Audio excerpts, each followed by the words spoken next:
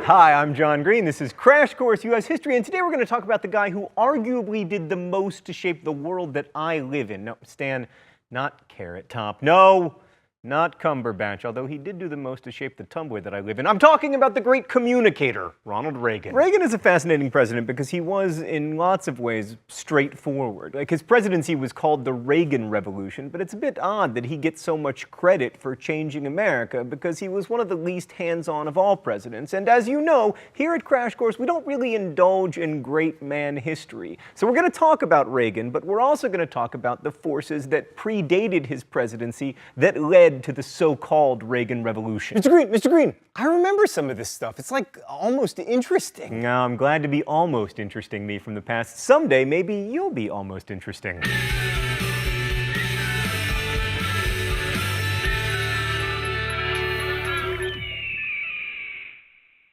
The Reagan era began, unsurprisingly, with his election to the presidency in 1980. Now, anyone could have beaten Jimmy Carter, but Reagan succeeded largely by pulling together many strands of conservatism. Reagan emphasized his belief in states' rights, and he condemned welfare cheats. He also condemned busing and affirmative action, and he won the support of religious conservatives, including the newly formed Moral Majority, by standing for family values, even though, in fact, he was the first U.S. president to have been divorced. Also, he once acted with a monkey. There's nothing family values about that. Stan just informed me that Ronald Reagan did not, in fact, act with a monkey. He acted with a chimp. I apologize to all of the primate rights people out there. Good Lord. Now, Reagan also appealed to the so-called white backlash, working-class white people who resented the advances that African Americans had made during the 1960s and 1970s. And economic conservatives liked his anti-union, low taxes, free market positions, and anti-government crusaders and libertarians liked his assertion that government was not the solution to problems, but was itself the problem. Then there were the Cold War hawks who liked his militant anti-Soviet rhetoric and his desire to spend more on the military. Now, that's a big coalition, but it turned out to be just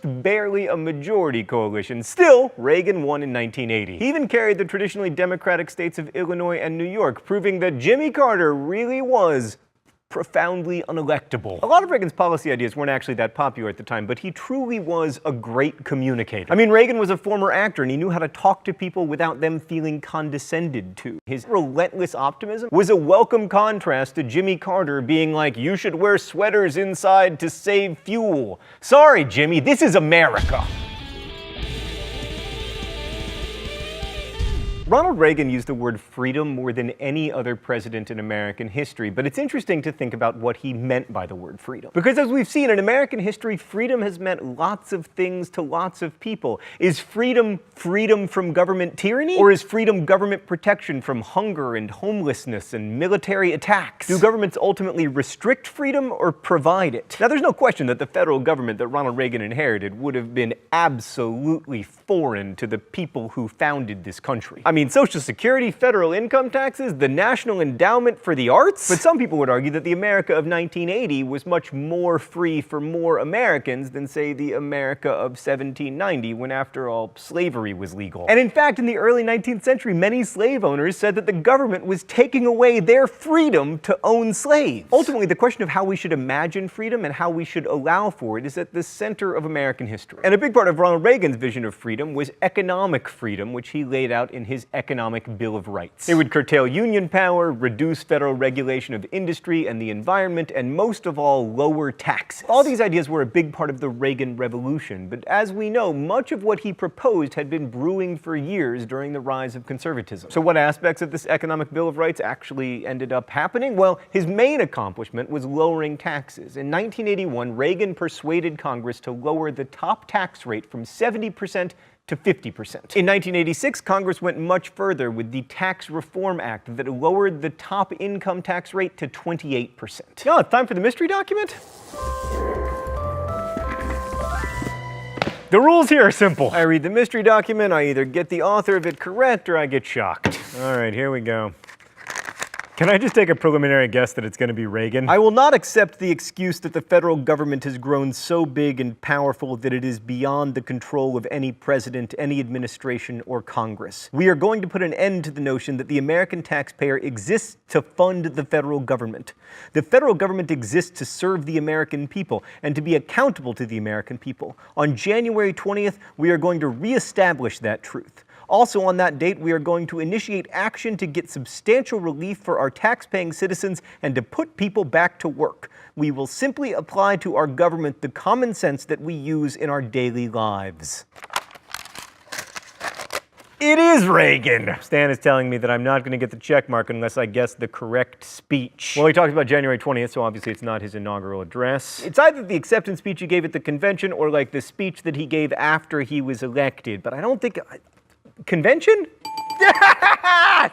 So the idea that lower taxes is the best way to spur economic growth is called supply-side economics, or trickle-down economics, or if you're George H.W. Bush running against Ronald Reagan in the 1980 primaries, voodoo economics. Sadly, this does not involve zombies or putting pins in dolls. Instead, it's about high interest rates to combat inflation coupled with cutting taxes, especially for wealthy Americans. Those rich people then spend more and invest more in private enterprise, which creates new jobs. Also, the thinking goes that lower taxes will encourage people to work harder since they'll be able to keep more of their money. Did this work? Yeah, now we're getting into the part of history where it depends on your political perspective. Initially, the high interest rates definitely provoked a recession in 1981 and 1982, which was not ideal. But inflation did drop from 13.5% in 1981 to 3.5% in 1988, and after 1982, the economy began expanding. And the rest of the Reagan era saw consistent increases in gross domestic product. However, not everyone benefited from that expansion. While the stock market boomed, wages didn't rise very much, and in fact haven't risen since. Now, one of the central ideas of supply-side economics is that you have lower tax rates and you also cut government spending because, you know, the government has less money. Which, yeah, did not happen. The government is always good at cutting taxes, but it is never good at cutting spending. The Reagan era did see cuts to some programs, but the really expensive items, Social Security, Medicare, Medicaid, they remained largely intact. And instead of cutting the overall amount of spending, it actually went up considerably because of a defense spending binge that saw the national debt balloon to $2.7 trillion. But Reagan totally did deliver on his anti-union rhetoric. In August 1981, when the unionized air traffic controllers went out on strike, violating federal law in the process,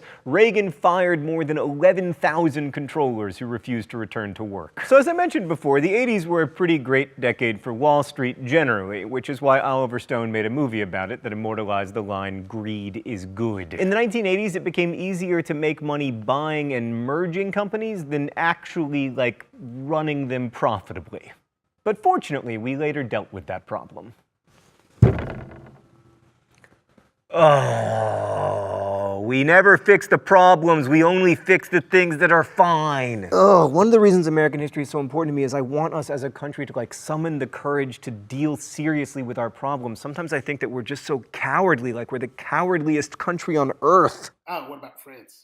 All right, the French. Right, but like the merger of R.J. Reynolds Tobacco, maker of Winston cigarettes, and Nabisco, which gave us Oreos, not only created a cancer and heart disease dream team, it also generated nearly $1 billion for the lawyers and bankers who put the deal together. But if you were like most of us in the 80s, watching Dallas and Dynasty, working at your regular job, inexplicably having a carpeted bathroom, then you probably didn't share in that abundance. The 80s saw rising economic inequality, although not nearly as dramatic as we see today. By the mid-1990s, the richest 1% controlled 40% of the nation's wealth, double the share from 20 years before. Meanwhile, the income of middle-class families stagnated, and that of the poorest 20% began to decline. And one often overlooked aspect of deregulation was the closing of hospitals for the mentally ill. Now, some of these institutions were hellish, but rapid closure of all of these facilities without replacement services meant that many patients were left to live on the street. Homelessness increased dramatically. Now, of course, Reagan is considered the darling of conservatives today, but by current standards, he was something of a moderate. I mean, yes, he cut taxes and he cut funding for programs that help the poor, like food stamps and school lunches. But during his second term, he worked effectively with the Democratic Congress. There's no bipartisanship today. Also, he left the big New Deal and Great Society programs largely intact. I mean, he was too old to believe in cutting Medicare. He was like, all of my friends are on this. And the 80s also didn't see the fulfillment of the desires of the Christian right. I mean, divorce rates went up, abortion continued to be legal, women didn't leave the workforce. In fact, Reagan appointed the first woman to the Supreme Court. Are you kidding? We didn't have a woman in the Supreme Court until the 1980s?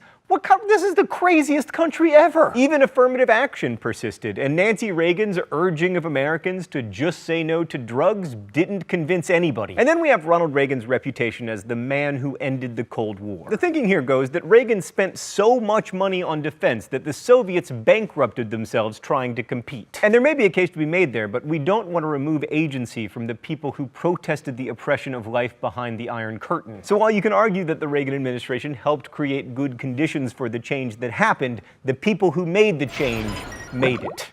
All right, let's go to the thought bubble. In his first term, Ronald Reagan took a really hard line against the Soviet Union. He called it an evil empire and even once joked that the US would begin bombing in 5 minutes. That was ill-advised. Reagan also sponsored the largest military buildup in US history, including the MX missile. The highlight was his proposed Strategic Defense Initiative, aka Star Wars, space-based missiles and lasers for shooting Soviet missiles out of the sky. This was a fantastic idea, although it would have violated the 1972 Anti-Ballistic Missile Treaty, but anyway, it was technologically impossible to build. The force was not strong with this idea. Reagan also pressured NATO to put missiles in Western Europe, and the war games that NATO staged in 1983 were so realistic that the Soviets almost scrambled their planes and launched ICBMs. Now, if that had resulted in a nuclear war, we'd have a very different story on our hands, but it didn't. And Reagan's aggressive nuclear posturing had a couple of positive results. First, it boosted the worldwide anti-nuclear weapons movement, called the Freeze movement, and second, it turned Reagan into the most successful nuclear abolitionist in the atomic age. There's nothing like a reasonably close brush with nuclear apocalypse to tone down your rhetoric a little, and in his second term, Reagan was much more conciliatory toward the Soviets and worked to reduce the number of warheads. In his first term, according to the historian Victor Sebastian, Reagan spent nearly as much on defense as Presidents Nixon, Ford, and Carter combined, and much more than both the cost of the Korean and Vietnam Wars. But in his second term, Reagan toned down both the spending and his rhetoric, declaring, "Our constant and urgent purpose must be a lasting reduction of tensions between us." Thanks, Thought Bubble. So Reagan was able to negotiate the first reduction in nuclear weapons with the new Soviet premier Mikhail Gorbachev in 1986. In fact, the two leaders might have tried to get rid of nuclear weapons altogether, but Reagan's unwillingness to give up his Star Wars initiative made that impossible. That was a big deal, but the rest of Reagan's foreign policy was somewhat less triumphant. For instance, he sent Marines to Lebanon as part of a peacekeeping mission, but then withdrew forces after 241 of them were killed by a car bomb. And Middle Eastern policy played a key role in the biggest controversy of Reagan's presidency, the Iran-Contra scandal. This was truly one of the craziest schemes ever hatched up by an American presidential administration, which is really saying something. The Contras were rebels seeking to overthrow the socialist Sandinista government of Nicaragua.